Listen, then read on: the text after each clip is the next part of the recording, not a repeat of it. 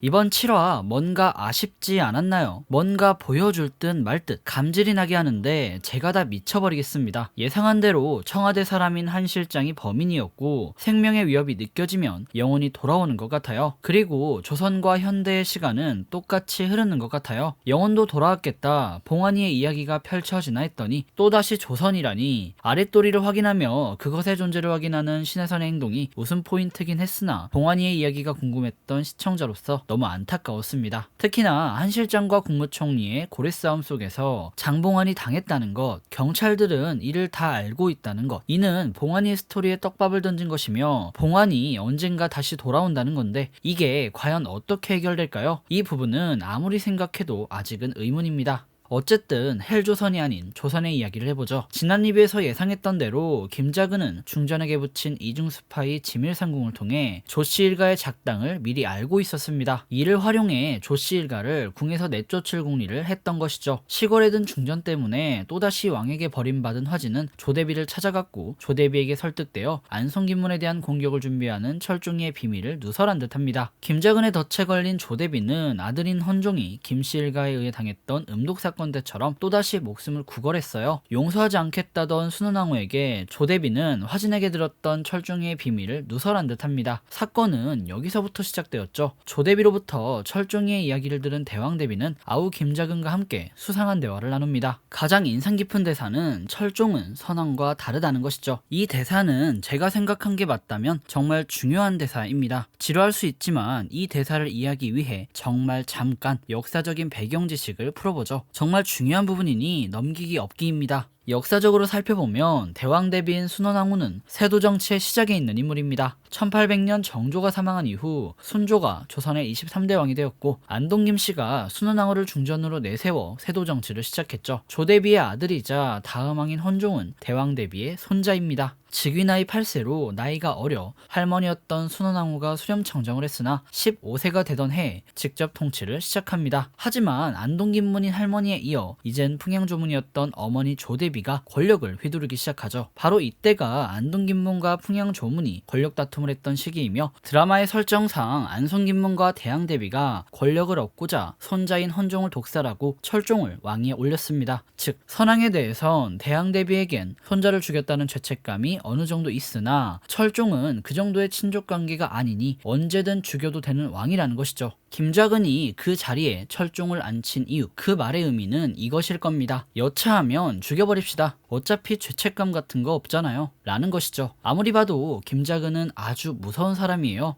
과연 철종에 대한 두 사람의 태도가 앞으로 어떤 사건을 만들어낼까요? 그리고 삼간택에서 떨어진 두 여인에게 혼인금지를 했다는 김자근의 대사도 기억하시나요? 왕뿐만 아니라 여차하면 자기 가문의 중전까지 바꾸려는 무서운 계획이 아닌가 조심스레 예상해봅니다. 이어서 이번 회차에서 약간 위험한 장면이 나왔습니다. 아무리 세도정치식이라고 해도 과연 의금부사가 왕 앞에서 칼을 뽑을 수 있는가? 아마 불가능할 겁니다. 칼을 뽑았다면 결과적으로 왕 휘하의 신하가 군주에게 도전을 한 것이며 이는 조선의 국법상 논죄해야 합니다. 심지어 명분사회 조선에서 권력의 정점에 있는 가문의 사람이 그랬다면 논죄하는 순간 반대파인 풍양조문이 물고 늘어지겠죠. 정치적으로 꼬리를 잡히는 행동이라는 겁니다. 때문에 해당 장면은 비밀을 숨기려는 철종과 이를 밝히려는 김병인 사이에 극적 긴장감을 위한 장면이자 안성김문의 세력이 이 정도구나 하는 식의 상징적 표현으로 이해하시는 게 좋을 것 같습니다. 소영이 깨어난 이후 아랫도리를 만지작거리며 물건이 있나 없나 확인한 후에 휘황찬란한 잉카 제국을 맞이하는 장면도 안성김문의 재력에 대한 상징적인 표현이겠죠. 드라마 자체가 픽션이니 문제는 인식하되 이 정도는 재미로 봐도 큰 상관이 없을 것 같다는 게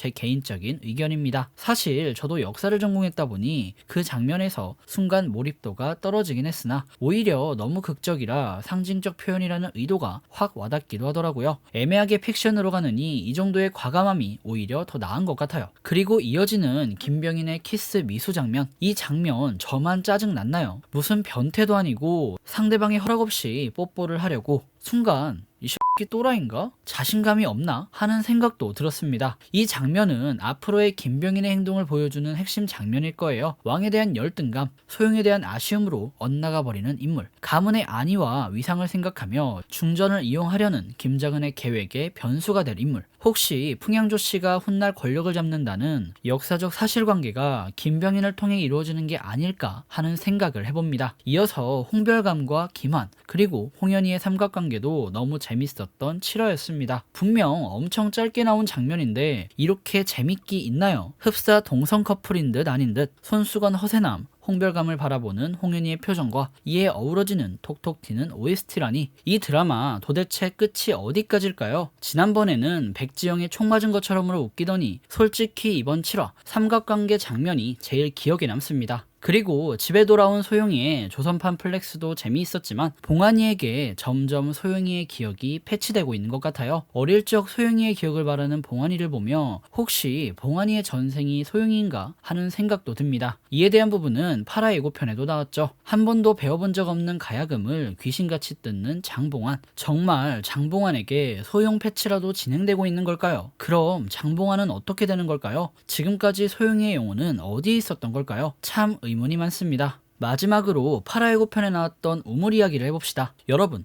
혹시 드라마의 오프닝에도 우물이 등장한다는 것을 아시나요? 철종이로 보이는 한 남자아이가 우물에 갇혀있는 장면이 있었고 이는 8화 예고편에도 등장했죠. 그리고 철종이로 보이는 남자와 함께 도망가던 아이는 분명 어린 소영이었습니다. 정리하면 역사적으로 실제 어린 시절 당시 한양에서 거주 중이었던 철종은 이복형의 영모 사건으로 가족이 몰살당한 뒤 놀라 도망가다가 우물에 빠졌다. 우연히 길을 지나던 소영은 철종을 구해주었고 철종은 이를 첫사랑이라고 생각한다. 훗날 철종에게 반한 화진은 첫사랑을 자신이라 속였고 이로 인해 철종이의 후궁이 되었다. 화진이 감춘 거짓이란 이것이다. 지난 3화에서 악몽을 꾼 철종이 소영을 화진으로 착각해 화진이 네가 또 나를 살렸구나 라는 대사도 바로 소영과 화진을 착각해서 생긴 대사다. 6화에 나왔던 소영을 향한 화진의 대사 거짓으로 빼앗긴 전화를 거짓으로 되찾으려 하느냐 에서 거짓으로 빼앗긴 것은 앞서 말한 첫사랑의 진실이고 거짓으로 되찾으려 한다는 소영이의 행동은 일부러 물에 빠져 화진을 모함하고 왕의 마음을 돌리려는 것이다 정도로 정리해 볼 수 있을 듯 합니다. 그나저나 대왕대비 곁에서 흡사 마사지를 하고 있는 듯 보이는 하얀 눈의 궁녀는 누구일까요? 혹시 의심 많은 김자근이 심어놓은 첩자가 아닐까요? 누이도 감시하는 걸까요? 아니면 뭔가 철인왕후 세계관의 최종 보스인 걸까요? 정체가 정말 궁금하지만 아무리 생각해도 잘 모르겠습니다. 이에 대한 여러분들의 상상의 나래를 댓글로 펼쳐주시면 감사하겠습니다. 자세한 이야기는 오늘 저녁 8화를 보고 와서 이야기해보도록 하죠. 그럼 지금까지 윤공이었고요. 영상 유익하셨다면 구독과 좋아요, 알람 설정 부탁드립니다. 그리고 드라마에 대한 여러분들의 생각을 댓글로 남겨주시면 감사하겠습니다.